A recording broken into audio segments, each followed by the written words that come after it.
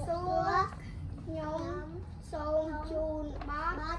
គុណមើលទៅមេឃគុណមើលទៅមេឃនេះស្រទងបបបាំងក្នុងចាំបបផាត់ហើយក្នុងក៏ពី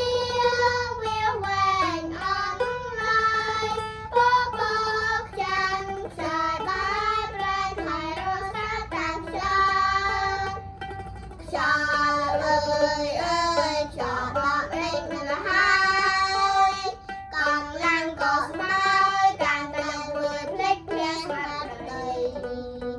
គុណមើលទៅមេឃគួរសាច់ឆ្ងាយពេកក្រៃចិត្តខ្ញុំអាឡ័យស្រស់ពុនពេកប្រមាណក្រំទា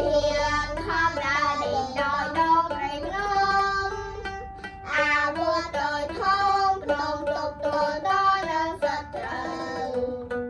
តែកម្មភ្លើងនាំគ្នារត់ចូលសំដៅពួកខ្មាំងអី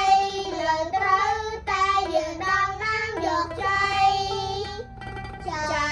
នេះបានមកពីទឹកចិត្តហាងខ្លាបីដូចសត្វខ្លាស្វែងរកចង់ណីបើបានជួបហើយស្លាប់រួចយើងកុំគិតអីបើឲ្យល្បីនៃរាជាណាចក្រកម្ពុជា